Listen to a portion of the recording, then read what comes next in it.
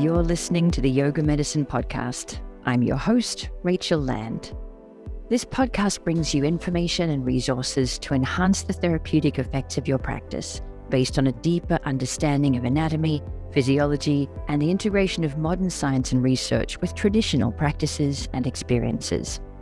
Join me and my co-hosts Tiffany Cruikshank and Katya Bach as we dive into all things yoga, research, and wellness. Hi, Jenni. Welcome back to the Yoga Medicine Podcast, and thank you for making time for us again. Hey, Rachel. It's so good to be here. Thank you for having me back. It felt like a good excuse because we're teaching together on the upcoming Yoga Medicine 50-hour spine training in November in San Diego. It kind of felt like a good excuse to get together and talk about things related to the spine and the torso. And we've done one previous conversation that was kind of related to the spine, talking about supporting the low back. I feel like this is a perfect kind of mirror image or bookend to that conversation because we're talking about another part of the body that comes with a whole lot of loaded beliefs and expectations and preconceived notions. We're talking about the core. Bum, bum, bah. Yeah, absolutely. I mean, I've had all these topics on the brain recently as well, just thinking ahead to the spine training and getting prepared for it. And I always think it's such an interesting juxtaposition to go through this extremely kind of rigorous academic exercise of naming the parts and learning where they attach and what they do and what are the synergists and the agonists and antagonists. But then ultimately, and you'll know this from these trainings too, we always end up zooming back out to the big picture and trying to make sense of how these structures interrelate with each other, how they work with each other in like a functional movement setting in a human body, which does not always follow the textbook rules. So it starts out really tidy and compartmentalized and neat, and then ends up with a lot more gray area. But in my opinion, that's really kind of the fun part where we start to apply this information in a real life setting on and kind of using it to help people in their movement and in their bodies. Yeah, for sure. Because I think when the core comes up as a topic for me, I think of it as an area where people seem to have really strongly held beliefs, but kind of vague. Like you shine a light on that belief and there's not a lot of detail to back it up. And I think this sort of nuanced conversation of a little bit of anatomical detail, but also a step back to look at how that impacts real world function is exactly what this part of the body needs, because we sort of have these headlines that we all see on social media and general media and things that we believe. And when you kind of explore them in detail, it's like, oh yeah, why do I believe that? Or why would that be true? Or, oh yeah. So that's the kind of conversation that I'm looking for today, to kind of explode some of the really basic beliefs that have been so often repeated that people just accept them without being able to kind of talk about them in detail. So that's why we're calling it myths and misconceptions, to explode some things that I think a lot of people do believe, but maybe don't know why they believe them. Yeah, and maybe we'll get into this in like a little bit more detail later on, but a lot of these notions around core strengthening potentially date back to some studies like very early on that, a certain thing was discovered and then a whole bunch of assumptions were made based on that discovery, which may or may not have been like solid leaps of logic to make. But I think one of the critiques that people often have when it comes to core strength is that it's become this really like hip, popular commercial concept that people are using to sell a lot of products. We'll probably get into this later as well, but we don't even really know for sure that like core stability is related to low back pain, but that's very much a prevalent notion that people have, that if your core is unstable or weak, then your spine is going to be like really vulnerable to damage or injury. But the research on that is pretty like goes both ways also. So there's no defined answers really. Like a lot of the conversations we have in yoga medicine, we'd love it to be really simple and cookie cutter, but it isn't. So maybe we start with the most basic myth of all: core equals abs. Full stop, end of Yeah. story. There's nothing more to discuss as far as I'm concerned. Core equals that. I do think that's probably the most basic belief, that when we say the word core, people think a rippling six pack. They think about rectus abdominis in particular and the anterior abdominals slightly more broadly. So go. What do you think about that one?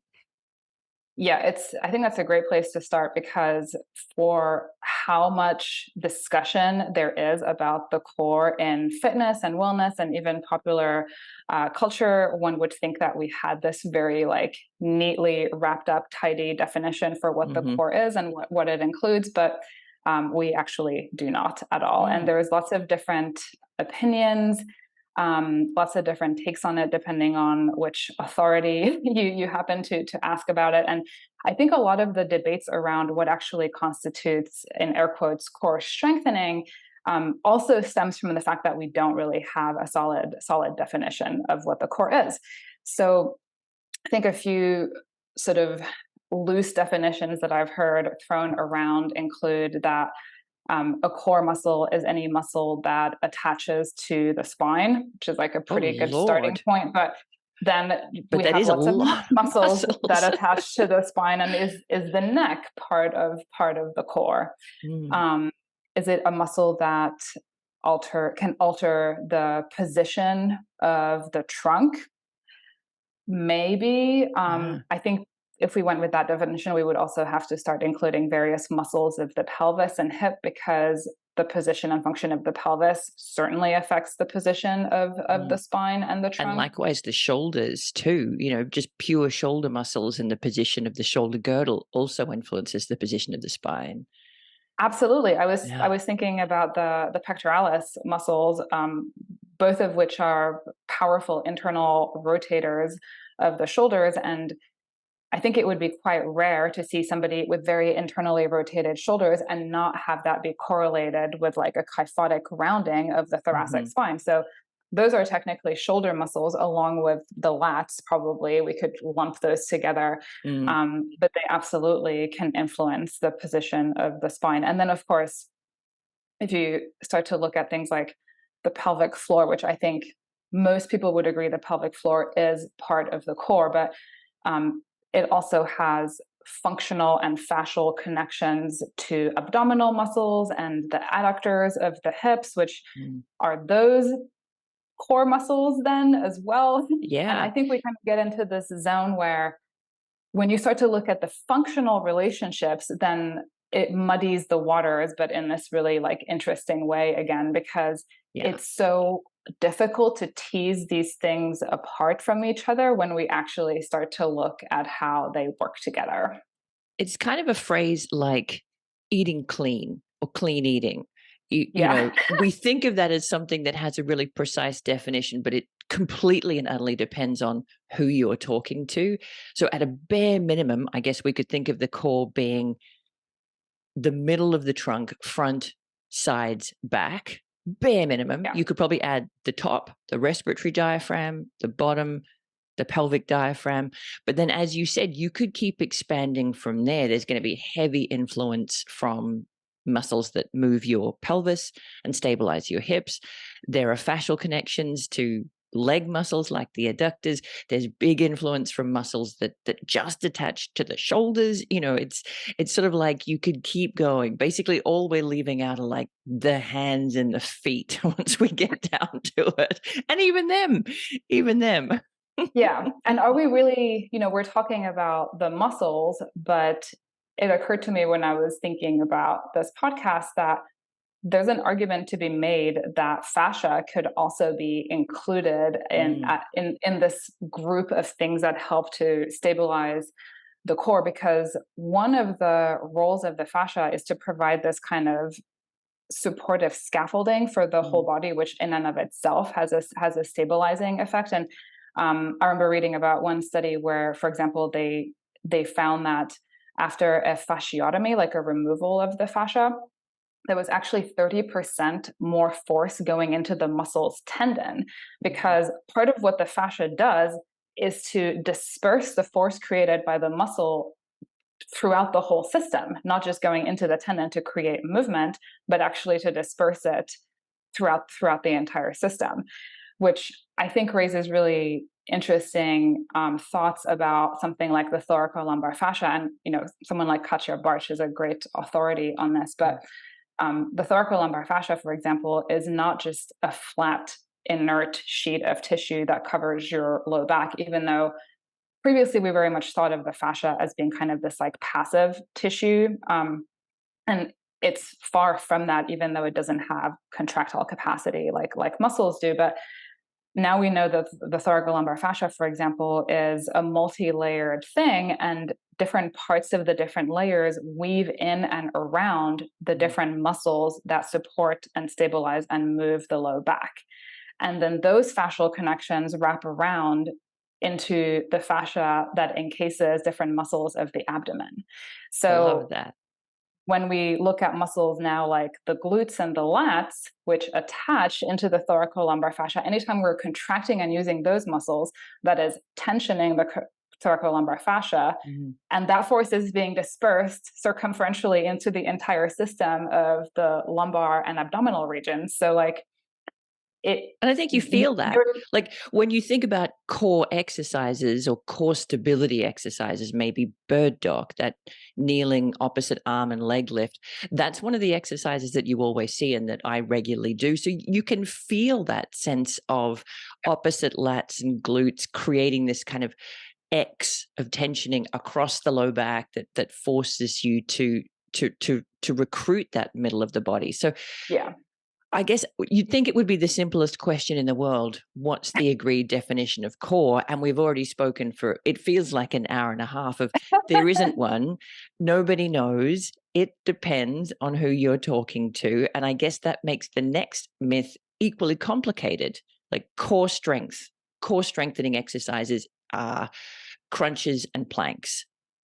And now you can already see that if we don't even have an agreed definition on which tissues we're aiming to strengthen when we focus on the core, how do we develop a list of exercises? Because it could be effectively like anything now, anything involving the shoulders, anything involving the hips, front, sides, back, diaphragm, pelvic floor, the fascia of the low back, the lats, the glutes. There's the list just widens and widens and widens. Yeah. And I'm really glad that you actually mentioned all of that. The glutes and the lats provide a really good jumping off point into this, because I don't know if people would consider necessarily or automatically think of a deadlift as a core strengthening exercise, but that is very much recruiting your lats and your glutes. And, I think most people would agree that a deadlift does require core stability and the ability to brace. So that's like an extreme example of that. But just like you said, the diaphragm, that's something that through its movement and its ability to take that big, nice, full breath and have the diaphragm move through its full excursion, that is helping to coordinate all of the different muscles of the core, as well as the relationship between the respiratory diaphragm and the pelvic floor as well, all of which, this is a container that is managing intra-abdominal pressure, which is another component of our core stability. And again, I don't know that most people would really classify deep breathing as a core stability exercise, but there's absolutely circumstances in which that would be a relevant exercise. For example, in the postpartum phase, women often, the relationship between the diaphragm, which sits a little bit higher in the later stages as the baby is bigger, the relationship between the muscles of the core, the diaphragm, and the pelvic floor can get a little bit disrupted just because of how many changes are occurring, like as part of the process, and then of course giving birth. But for women let's in that just skim straight phase, past giving birth, given that neither of us have. Let's just move straight past that and carry on. Yes. Well, I think most people do want to skip past that and get back to doing core strengthening exercises, but that's kind of the whole point, is that you have to, at that stage, diaphragmatic breathing is an appropriate intensity exercise for your core. So those are, right away, we've looked at two really extremely different Yeah, exercises, a heavy deadlift and diaphragmatic breathing, but they're both core exercises for to some sure. extent. And one of the things that I love to do in my own practice and my own teaching is to go back to that most basic definition of the core: front, sides, back of the middle of the torso. So if you're thinking of a deadlift as being a little more focused on the back, and you're thinking about abdominal breathing or diaphragmatic breathing being focused on the inside, sure, crunches and toe taps and knee lifts are going to give you some awareness of strength in the front. Planks are going to give you some awareness of strength in the front. But think about things that also engage your side waist and your side body, like side plank, or lifting your torso in something like triangle pose, uh, locust or shalabhasana, things that work the back in a more yoga related. And then you can just keep on going from there. Stability oriented things like bird dog that we mentioned earlier, that have you on all fours, tapping into that sling of opposite side lats and glutes. You could just, like we said in that first myth, you could keep expanding the exercises outwards depending on what's your definition of core, and therefore what aspect of strength are you looking at. And and even more broadly than that, if we think about the core as being the part that sort of coordinates and creates cohesion between different parts. This is where you were going to go. Different parts Yeah. of the body and different movements. Pretty much anything counts. Anything where you're moving with Mm. kind of grace and ease and efficiency is core strength building. Yeah, exactly. Because you just mentioned all of these amazing yoga poses that all are targeting different or biasing different parts of the core. Mm, But the transitions between these poses, if we're doing them in this controlled way, mm, we are very much using the core to facilitate that movement. And any of that stuff is using utilizing the kind of core to extremity principle, which you yeah. might have heard of. That's from a lot of different movement modalities use this notion that your core, your larger trunk muscles, form this kind of foundational baseline of stability that really creates safe and efficient function in the limbs. So we're Mm, recruiting these larger muscles in the central trunk of the body, and that is what allows us to move efficiently without over relying on these smaller muscles of the limbs. And this is true for like running, mm, weightlifting, like mm. all and yoga as we're transitioning between poses. um, I forget the exact term that's used for this, but I know that in like Donna Farhi, for example, talks about this kind of expansion in something like a triangle or a half moon pose, where there's almost like this central hub of support Mm. in your core, and you're just like radiating outward from there. So there's already a kind of nice efficiency and balance there, because you do have this foundational strength, but that is what's enabling a kind of lightness and fluidity elsewhere in the body. And that's that sort of force transmission role of shifting loads from one side of the body, one part of the body, distributing them evenly so that there's no one place that's doing all of the heavy lifting. Everybody's kind of cooperating and coming together. Everybody being all of your muscles, in case you were wondering what that meant. The symphony of muscles working together. And I feel like this is something that we come back to in the spine training all of the time. We Hmm. learn the individual muscles, but then the point of doing that is so that we can zoom out and see how they work cohesively as a system. And there'll be a system with a little subsystem operating beneath it, but Mm. those two subsystems also need to be in balance with each other, as well as the individual muscles needing to be coordinated, and everybody kind of pulling their weight. So this notion of distribution, the effort being distributed. And I often, you just use the word symphony, and I often think of it as an orchestra where, Mm. first of all the members of the orchestra need to show up in order for it to sound good. Hmm. And then everybody needs to play the right note at the right time at the right volume also. So we can't have one overactive member of the team that's dominating everything. Doing a solo Um, in the middle. yeah, exactly. I love that So analogy, and I think that's a perfect one because we've all had the experience of seeing that large group of I almost said magicians, musicians coming together to create something that is greater than the sum of its parts. But we've probably all been to like maybe a primary school band and heard them sort of slightly out of time, slightly out of key. No shade on any primary school bands. I'm sure there are some good ones, but we've heard bad days. Let's just admit that. yeah, and they're learning to work together as a team in the same way that our muscles might need to relearn that after an injury, or if we're really looking to like fine Yes. tune movement mechanics, or like in a performance optimization setting where you're really getting like granular with what you're doing and when and how much. I love So that. And that's such an important point to pull out. Like we've been talking about this kind of ease and intelligence, and there is a place for that kind of awareness of your core and that kind of core training.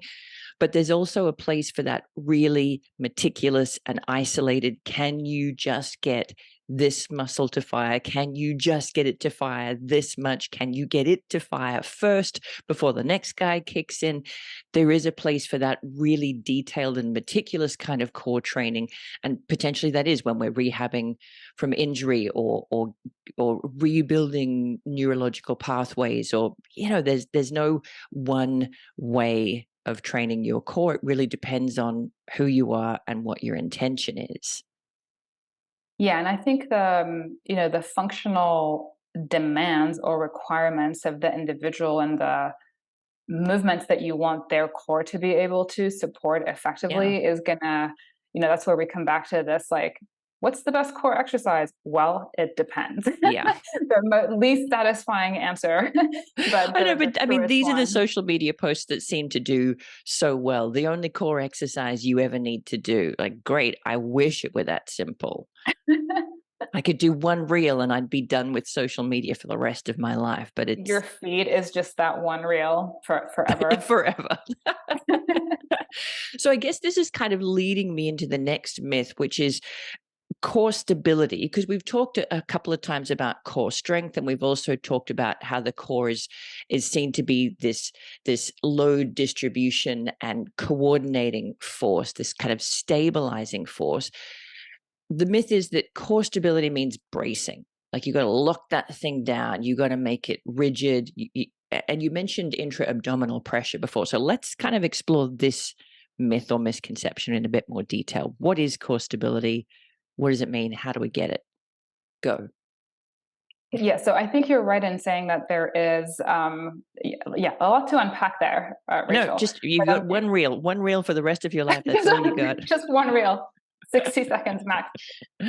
But yes, there absolutely is this misconception that bracing is better, and that's partly true because there's obviously situations in which you are going to want the ability to resist movement. So coming Mhm, back to that heavy deadlift, what you're doing there is resisting movement, not letting your spine round under the mhm, weight of the barbell. So that is for sure one scenario in which bracing is going to be helpful. But um, unfortunately, a lot of people, especially when they deal with low back pain or they deal with low back pain for a very long time, they can inadvertently get the notion that they really need to be like bracing the whole time in order to protect their low back from injury mhm, or further damage. And that might be a good strategy in the short run if you're trying to get out of pain and get to a mhm, place where you can start to kind of mobilize and strengthen in a more well-rounded dynamic way. But I think part of the confusion here is that um, we actually don't really need a lot of core stability, much less bracing as part of our daily movements. So mm, things like standing and walking really require extremely low level of core muscle activation. mhm, Um, I pulled up some research on this, but effectively for standing, just standing there, um, in some instances, in one study, they found that there were some subjects who, when they were just standing, their deep spinal erectors, their psoas, and their QL had virtually no detectable EMG activity in them. So Yeah, like those that muscles sounds were like just me. like chilling. Chilling. Um, and that makes sense because you're not, I mean, why would you be actively Yeah. stabilizing yourself in that scenario? Um, the, the muscle activation ticks up a little bit in walking. So then we start to look at like Mhm. rectus abdominis around 2% of your maximum voluntary contraction, external obliques somewhere around the 5% region. But these are extremely small levels of engagement if you consider what would 100%, the biggest, most powerful muscular contraction that you could manage. Like you're We're trying to talking move a like, car. yes. Yeah. So we're talking about 2 to 5% of that required to adequately stabilize you as you're standing and walking. So there was absolutely, for most people, there's no need to be like braced when Locked you're walking down. around. Yeah. Yeah, And I'm so glad that you brought this up because I think as soon as we go into this mode of, well, I'm going to work my core, for a lot of people, there's this instant kind of lockdown. Like that thing's got to be tight. And I mean, if you're lying on your back doing, knee lifts or toe taps, there's probably even less load running through your low back than when you're standing and walking around. So if you can get away with this really efficient 2%, 5% just to be walking through your life, why would you need 100% to move your legs when you're lying on your back? It's crazy. And really what yeah. we're looking for is not always maximal contraction, but that capacity to be intelligent. Am I lifting a car right now? Am I lifting, a big bag of dog food right now? How much is enough? We're looking for our bodies to be able to make those discerning decisions instinctively without us having to be like, okay, let me lock this stuff down. Okay, let's go. Let's walk to the door and open the door. And listen, not even high level elite athletic performance requires us to be completely braced. And I would make the argument that excess muscle activation during athletic performance is going to be a hindrance and inhibitive also. Yeah, it's inefficient. One It's of the tiring.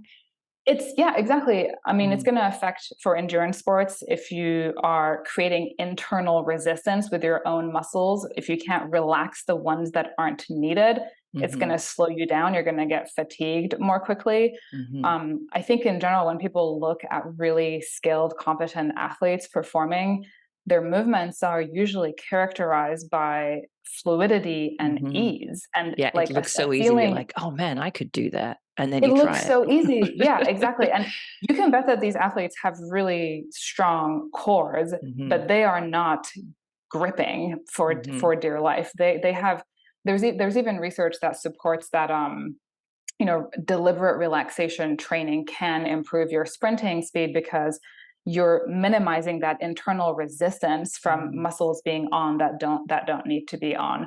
And I think even this is like getting a little bit into the weeds potentially, but people that play impact sports have their own very specific requirements for what is good effective core stability for them because mm, you need this very particular blend of enough bracing or rigidity to resist impact, but you also need it to have that quality of fluidity because if you're mm. completely braced, the impact will knock you down and the play is over.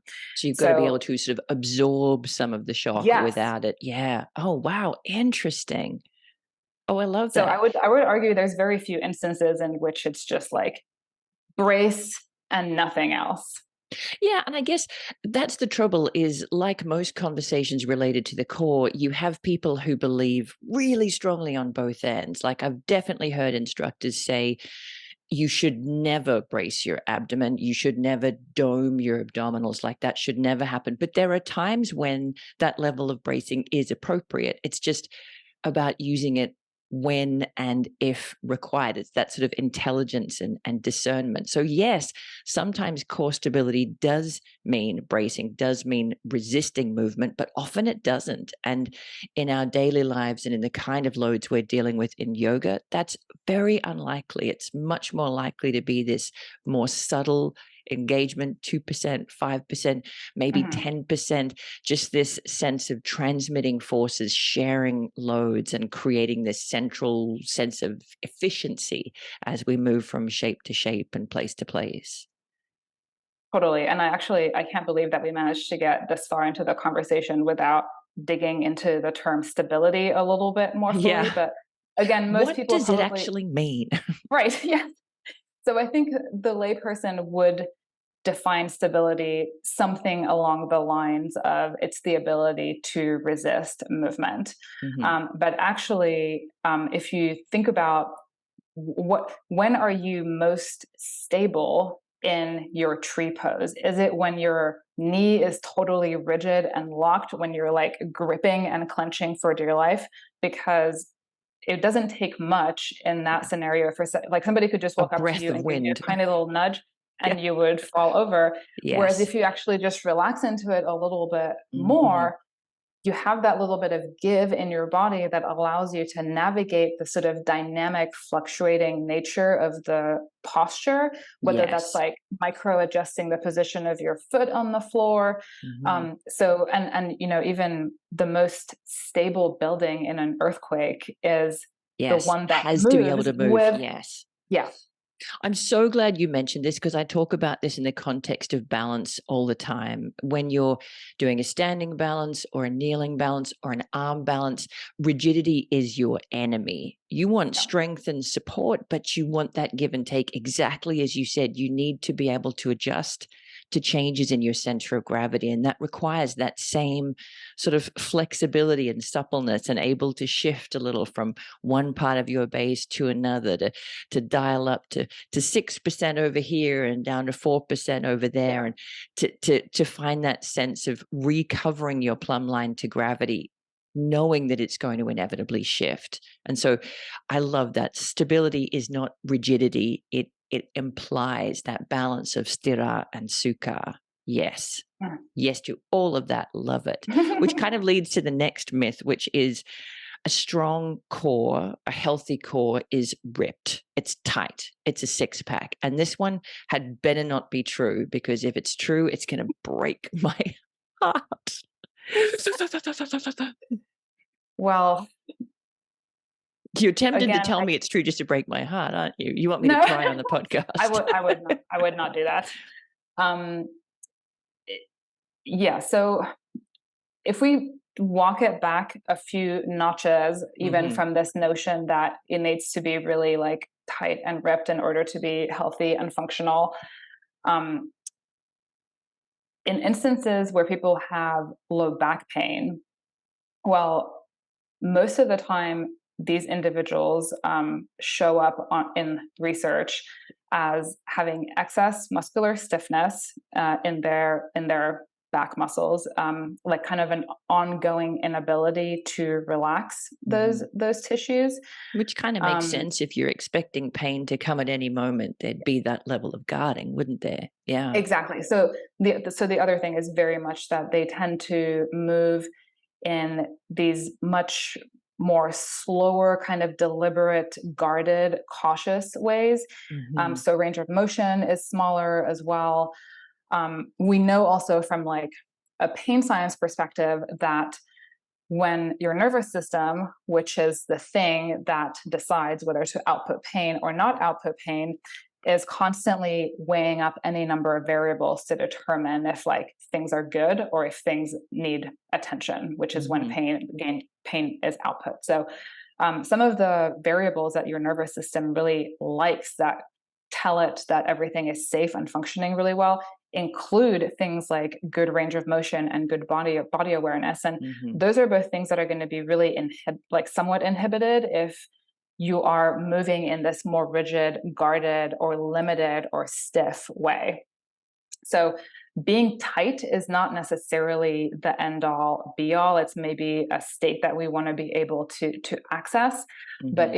if we're looking at somebody who is in pain and we know that they're moving in this very inefficient, stiff, guarded way, Mm. are we giving them more stiffening exercises to help with that?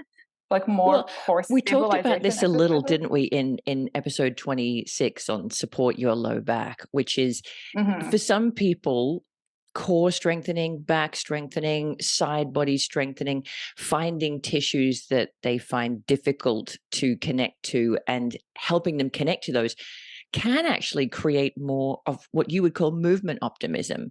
Like if somebody Hmm. feels Yeah. vulnerable and you give them a feeling of strength or support and less vulnerability, that might actually help their low back pain.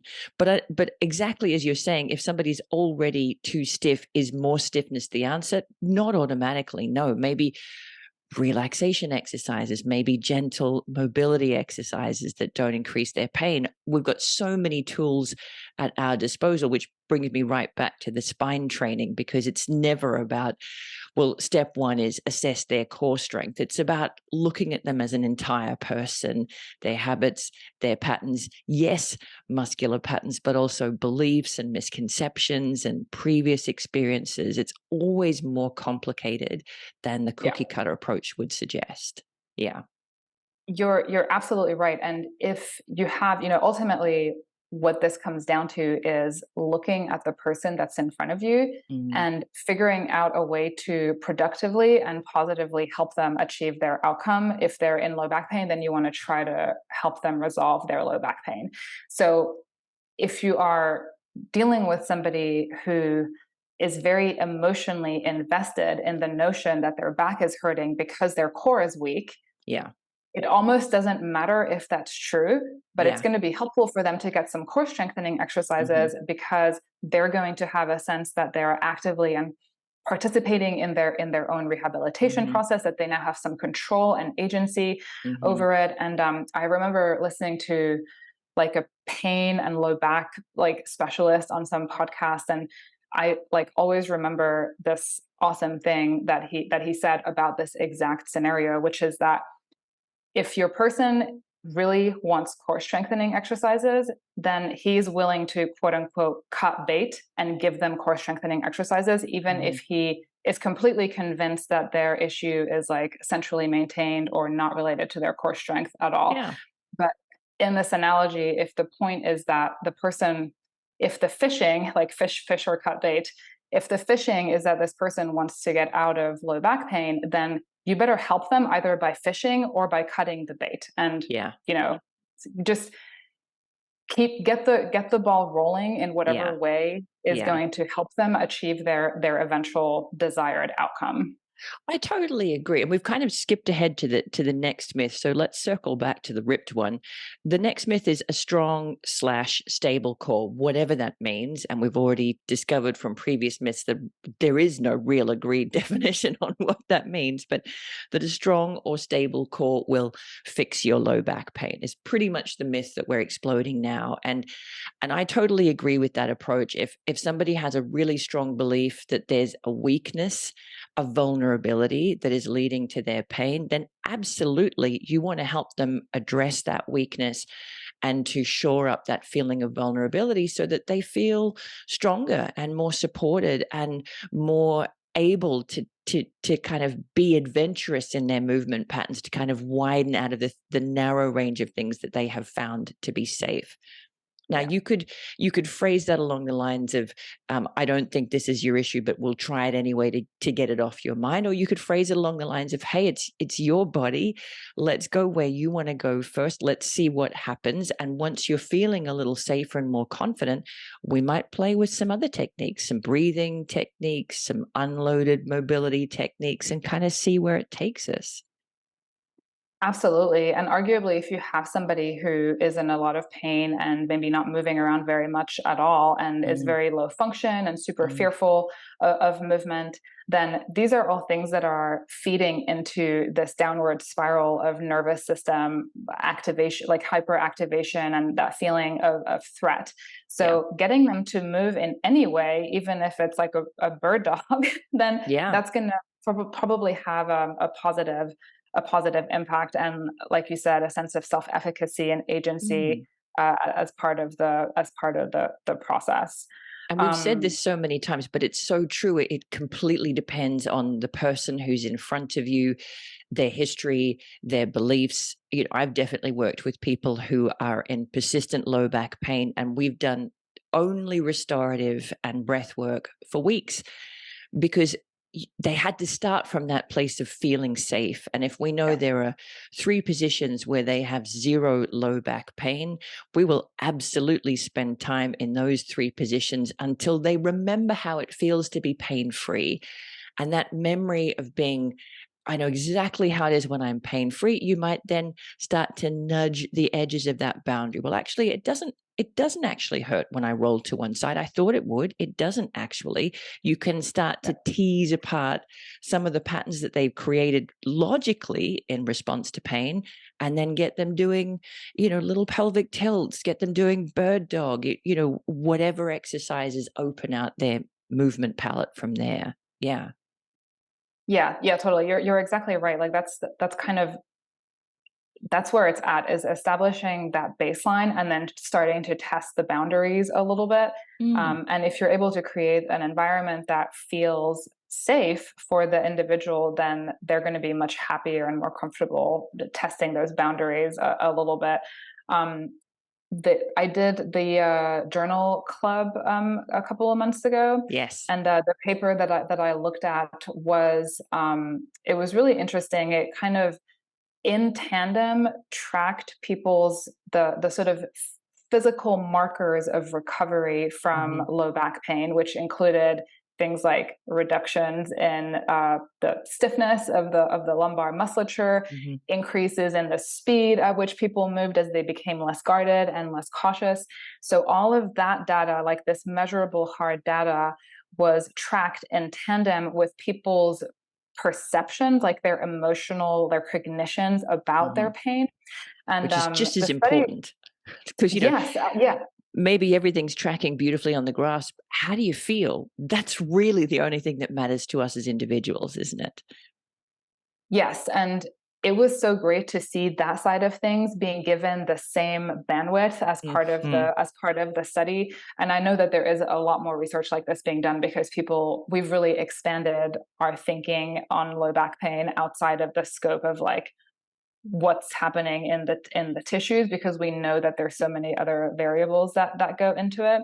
Mhm. And the study is an absolutely fascinating read because it includes all of these really informative quotes that very clearly illustrate the mental transition that people are making as they're recovering from their low back pain. But Mm. I think like the one of the coolest, like if I had to encapsulate that whole study in one sentence, they said the process of recovery from persistent, disabling, non-specific low back pain involves a reconceptualization of movement and posture from threatening to therapeutic, meaning Mhm. we're getting out of that state of vigilance and alarm and threat where movement is mentally associated with a risk of like damaging your spine further. Mhm. And keep in mind, these people had non-specific low back pain, meaning there's no observable tissue damage Mhm. or injury anymore. And they were able to reconceptualize movement as something that was like nourishing and beneficial Mhm. and strengthening. And it's so amazing to see this transformation like mapped out, not just in the they're moving measurably better, Mhm. but their mental attitude about their pain and their trust in their back, all these Mhm. different things, their sense of self-efficacy, like all these things are tracking in tandem with that. Like it's really remarkable. And for some people, that could happen in a couple of movement sessions. And for other people, that could take, 6 months of patient creating that window of safety. So again, it really depends on the person. And tragically, there's no quick and easy answer that yes, having a strong or stable core fixes low back pain, or no, having a strong or stable core doesn't, because it all depends. And it all depends on what beliefs and experiences you have attached to your low back and to your core, and so on and so forth. So I think we're already starting to get a feel that for all of the myths and misconceptions that we've talked about, there is an element of truth. Like, does your core equal your abs? I think everybody includes your abdominal muscles as part of that definition of core. It just depends on how much wider you go from there. Uh, can you work your core in plank and crunches? Sure, you absolutely can work your core in plank and crunches, but you probably want to do a bunch of other things too: sides, back, top, bottom, shoulders, hips, movement related, isolated where you really need to isolate, and global whole body if you're looking for that ease and efficiency of movement. What else did we talk about? We talked about, oh, core stability means bracing. Sometimes it does. Often it doesn't. Usually it doesn't. We talked very briefly about a healthy core being tight, ripped, and you went straight into that sense of tension, tightness being associated with pain. We don't know whether it's causative or whether it's a result Right. of, but tension, tightness does not equal good function necessarily. And I guess when it comes down to seeing a visible six pack, I'm here to tell you most of that comes down to A, body fat percentage, and B, how much time you spend training your six pack in isolation. And if that's really important to you, have at it. I like looking at a nice ripped abdomen as much as the next person, but I don't care if I have one. So maybe that sums up that myth and misconception. Yeah, and I think it's good to kind of separate those things into like, is this a functional thing or is it an Yeah. aesthetic thing? And it's fine if you want to look good. Absolutely no issues if you're doing it from that aesthetic perspective. But just be clear about your intentions. If it's purely for function, you actually don't need a six pack or an eight pack. You just need that core working intelligently and with discernment and in balance with the whole rest of the orchestra. Yeah. And then that last And one of a strong, stable core fixing low back pain, maybe sometimes depending on the person, but also a mobile core, also addressing your movement optimism, all the things.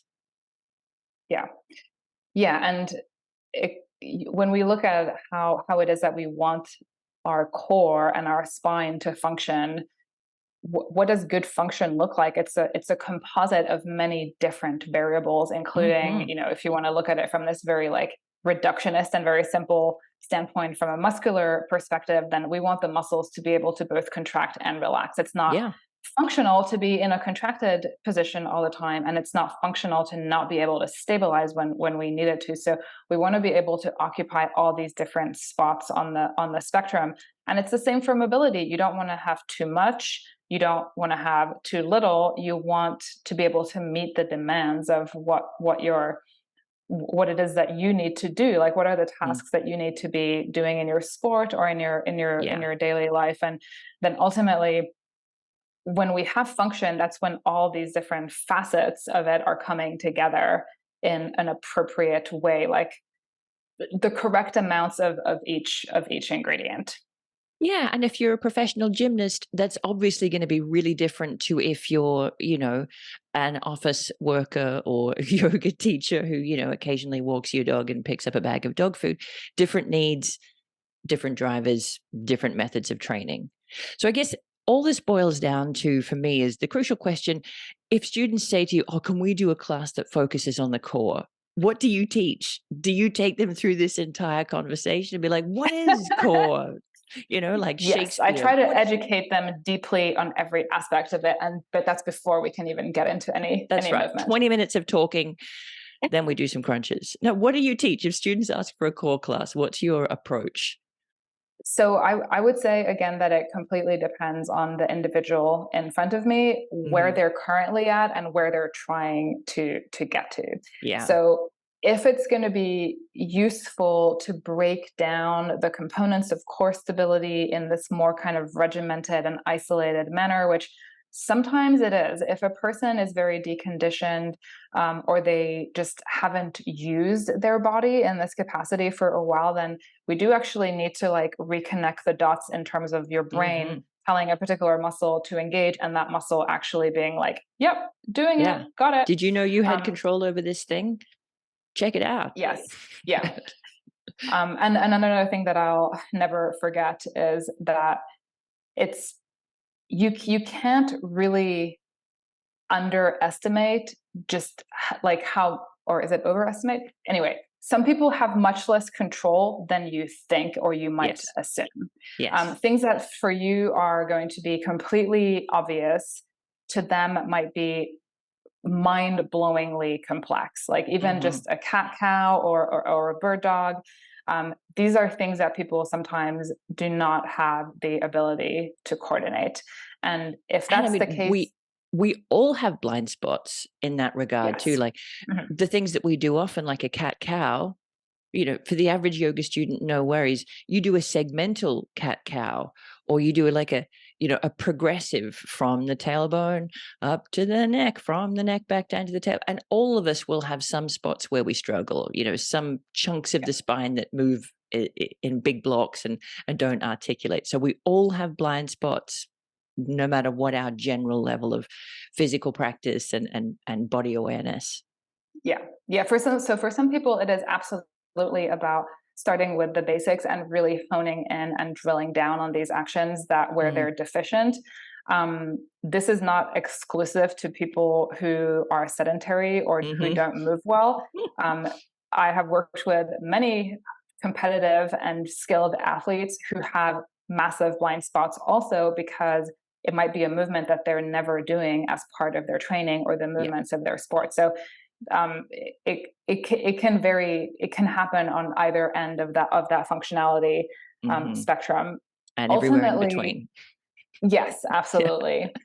And ultimately, what we're trying to do is have all of this become second nature. So something that you no Yes. longer need to actively think about, but it just becomes ingrained in your movement patterns, and it's something that you like. You don't have to devote any mental bandwidth to it This anymore. is So it something that just you talk about a bit in the movement intelligence course of having this really functional approach where you have a goal in mind and your body orients itself toward that goal, as opposed to step one, engage core, step two, engage hip stabilizers, step three, push off back foot, step forward, which, that approach can be really helpful at times when you're trying to flesh out those neurological blind spots. But we're aiming for it to be that effortless, efficient, instinctive. We all want to get there at some point, don't we?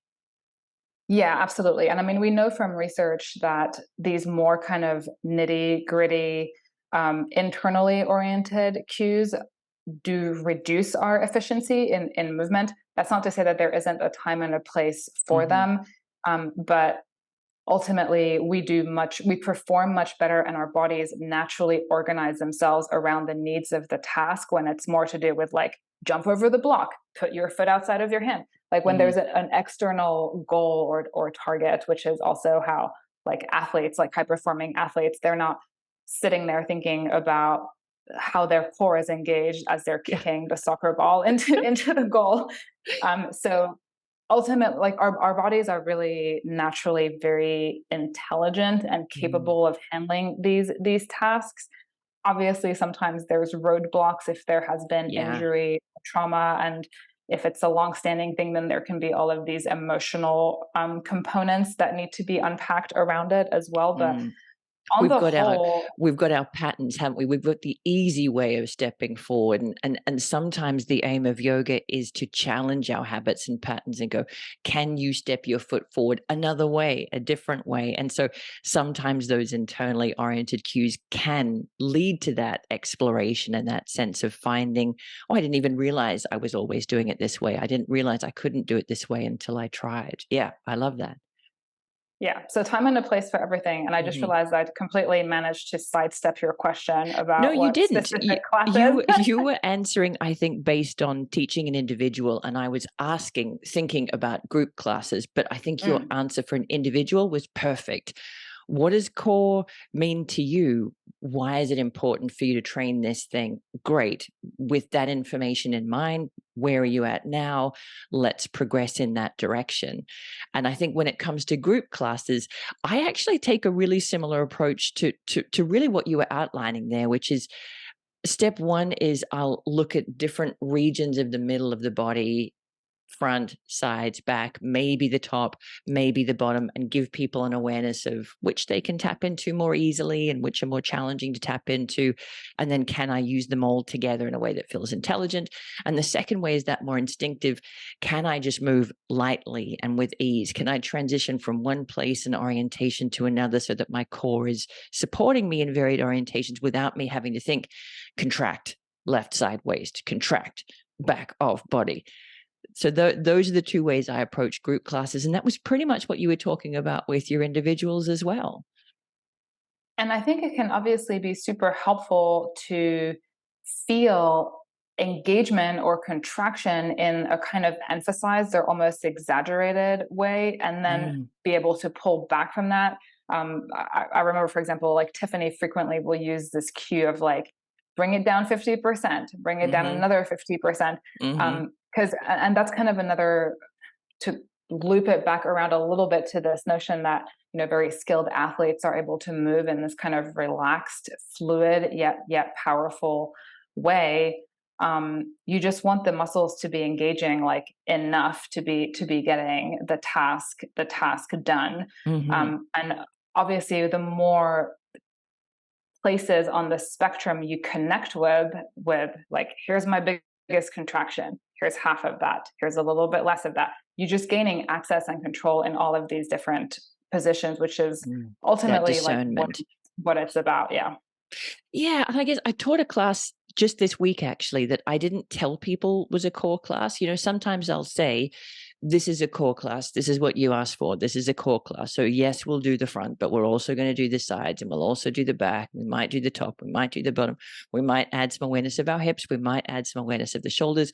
But yesterday I taught one that I said, this is a core class. I'm focusing on the middle of the body. Notice how little bony structure there is there. This is not a part of the body designed for rigidity. There's no rib cage like there is higher up. There's no pelvic bowl like there is lower down. So today we're exploring the mobility of that mid part of the body because that's what it's there for. It's there to help us translate movements and forces from one part to another. And I think that's another really interesting way to challenge people's preconceptions of what a core class means or what core work means. Oh, yeah, this isn't a rigid part of the body, and I'm trying to make it rigid. I'm trying to lock that down. And sometimes that's helpful when I'm doing a heavy deadlift or I'm trying to lift a car. Usually it's not required. It's usually not required, and Mm, usually it's gonna not be an efficient way of going about the task. And usually when people are first learning a new movement, or they're like a beginner at an activity or a particular sport, you can tell by looking at them, like in the same way that you can tell a seasoned athlete because they're moving gracefully, fluidly, with ease. You can spot the beginner because they have not yet figured out how yeah, to get rid of the excess tension, and the it's movements exhausting. look like choppy, and it's Yeah. just like overkill on everything because Yes. your body hasn't yet figured out the most efficient way of coordinating the movement. So it's just kind of throwing everything at it. So you have all of this unnecessary muscular activation. So I think that's another useful way to think about it, is like, as we become more competent at any Hmm. movement, that movement tends to become more relaxed and more Hmm. easeful. I love that.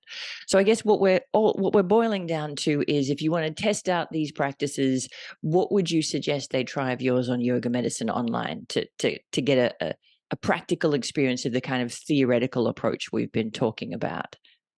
Awesome. Yeah. So that movement intelligence course Yeah. does take a kind of big picture approach to all of this in terms of like, what is functional and how can we put these principles to practice without being like overly, well, it is cerebral, but just not in the way that we think of in terms of like, Yes. engage your rectus abdominis and then your obliques. It's a really Um, interesting course because it does kind of look at things that we take for granted in yoga from the movement world perspective. So it gives you a right. new framework to understand some of the things that we try to do, which for me was a really helpful perspective shift.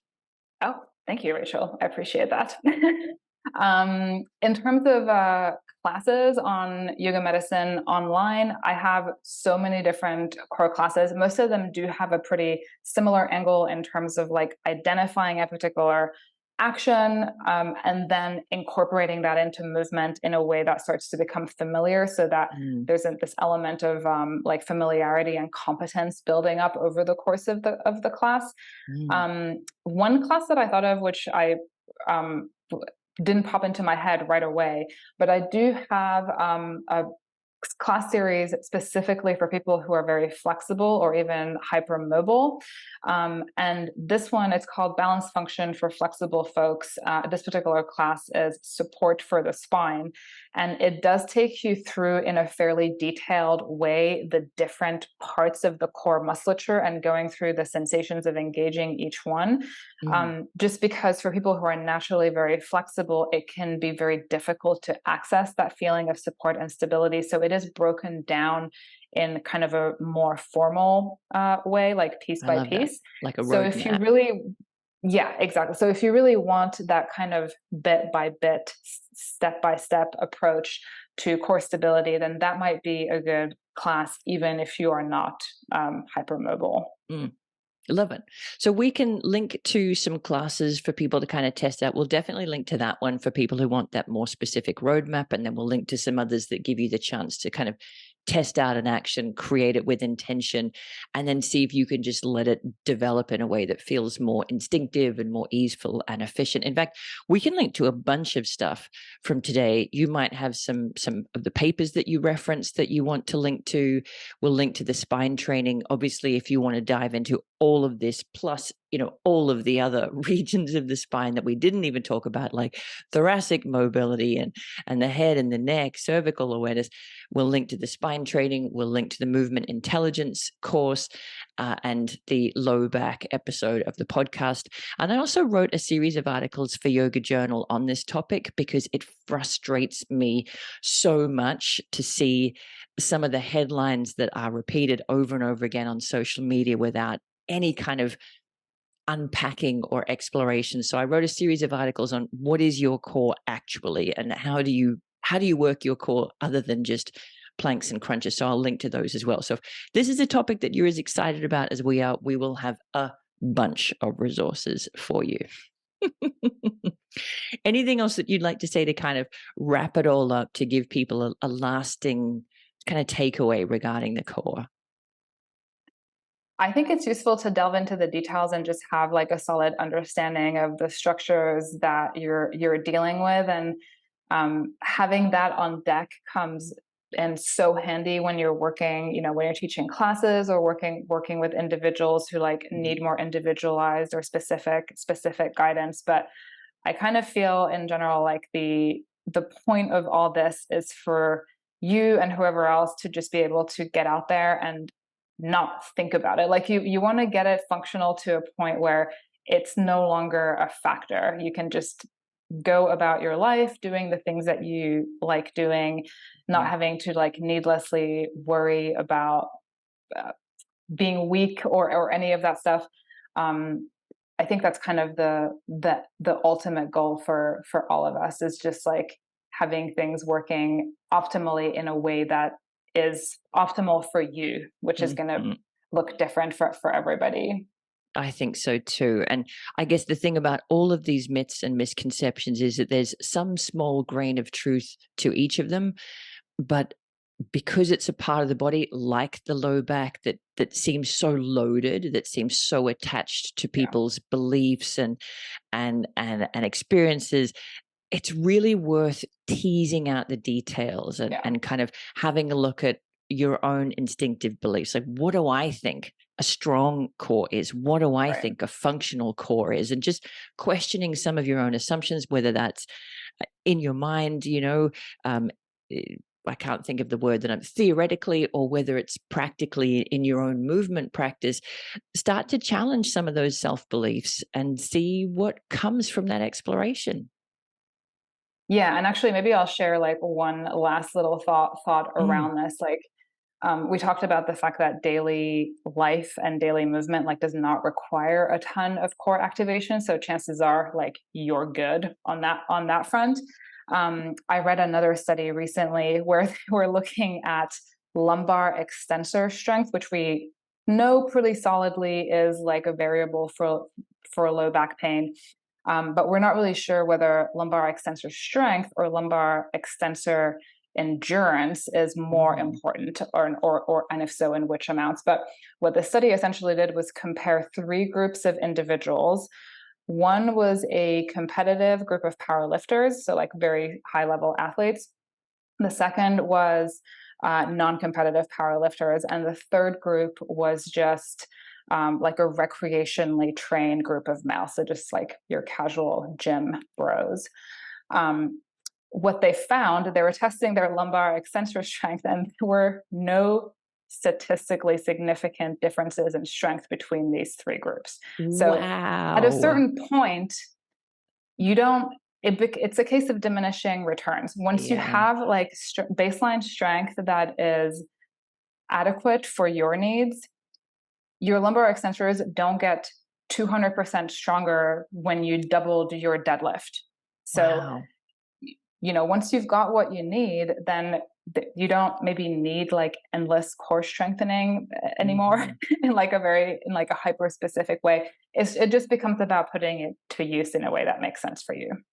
I love that, and I'm glad that we're kind of finishing on that note, because I do think when it comes to the core, people sometimes tell themselves that there's a certain level of work that is required. Like, I've got to be able to hold a 1 minute plank or a 2 minute plank, or I've got to be able to do 200 crunches a day, I'm really glad that that study bore out my instinctive belief, which is if you can do 10, you're probably good. If you can do a plank for 30 seconds, you're probably not going to get much benefit from an extra 30 or an extra 90 seconds. If you've got that level of strength, let's play with something else. Like maybe you're planking on an unsteady surface, or you're, please God, Yeah. side planking instead of just front planking, or you're doing something more functional than crunches lying on your back and using your core in a way that's more related to stability during movement. So if you can tick that basic box, great, move on to things that more closely mimic the challenges that you face in your life.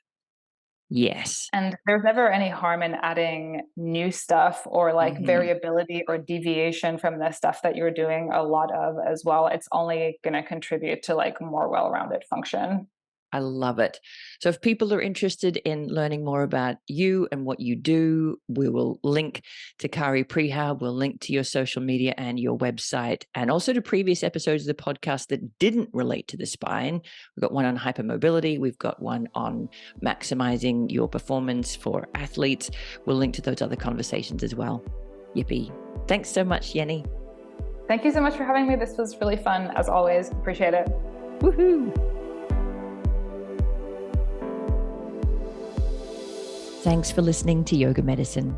If you liked the show, be sure to subscribe and leave a rating and review on Apple Podcasts or wherever you listen to podcasts. And if you got something out of this episode, please spread the word and share it with a friend. You can find more information, articles, trainings, and classes at yogamedicine.com. Check us out on social media as Yoga Medicine, or you can email us at info@yogamedicine.com. Thank you for being part of our Yoga Medicine community. The content of this podcast is not medical advice and is not meant to replace medical care. Please consult your healthcare provider to determine what is best for your unique healthcare needs.